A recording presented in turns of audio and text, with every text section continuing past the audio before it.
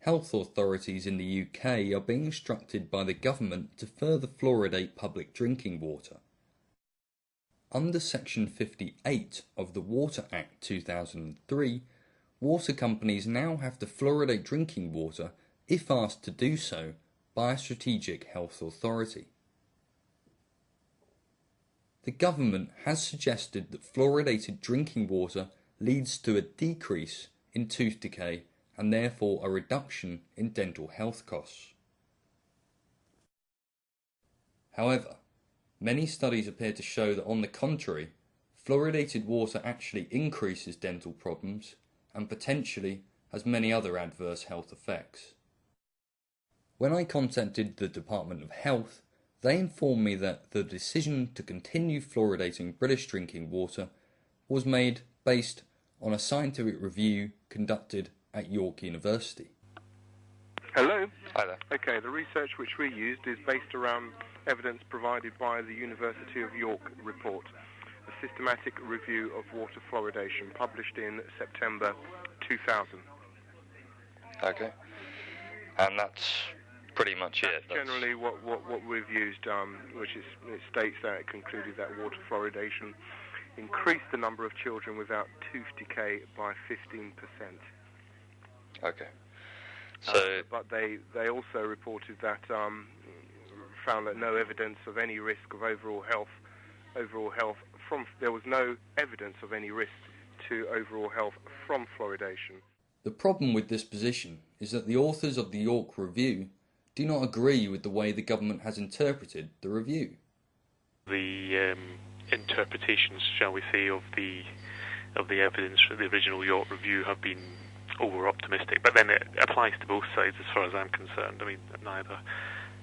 It's very difficult to get an objective summary of information in such a polarised debate. Sure. It just seems funny to me that this is the one thing that the Department of Health pin it on, and it's really, from what I can gather, not conclusive. No, I would agree. I'm one of the authors.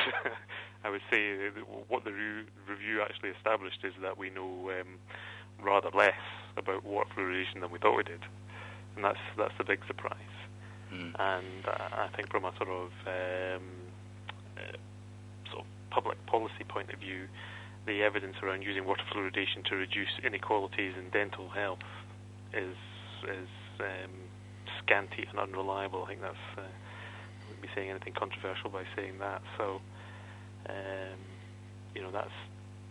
it's not a great evidence base on which to take forward a policy. I'm not saying that that there shouldn't be an informed debate about whether water fluoridation is the right thing to do or not. I just think that the evidence is very poor in relation to other interventions. Professor Trevor Sheldon, head of the Department of Health Studies at York University, whom was chair of the group who conducted the review, has criticised the British Dental Association, the British Medical Association, the National Alliance for Equity in Dental Health, and the British Fluoridation Society for misleading the public about the review's findings. He stated, "The review did not show water fluoridation to be safe." He also pointed out that there were no firm conclusions and that more research was needed. It is important to note that the fluoride added to drinking water is not naturally occurring calcium fluoride. It is a byproduct of the chemical industry called fluorosilicic acid. The UK government will not reveal the source of this byproduct. Former BBC producer Chris Bryson explained the process in a documentary called The Fluoride Deception.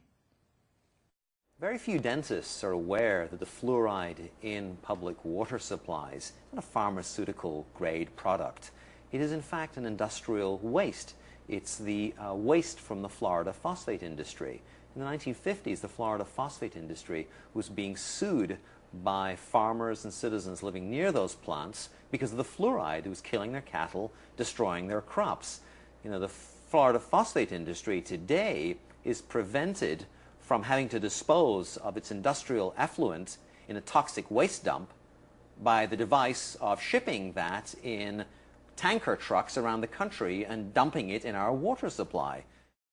The ethical implications of treating a population without their consent are enormous. The British public have a right to decide whether or not their drinking water is treated with fluoride. Most other European countries have interpreted the science correctly and have not ever risked fluoridating their public drinking water. Studies are beginning to show that there are not just adverse physical effects linked to fluoridated water, but there are also psychological effects. Evidence does appear to show that the pineal gland and the central nervous system's functionings are severely affected by high exposure to fluoride. Those exposed can therefore become more docile and passive due to the distortion of melatonin production. Perhaps this was why chemical versions of fluoride were added to the water in Nazi and Soviet concentration camps.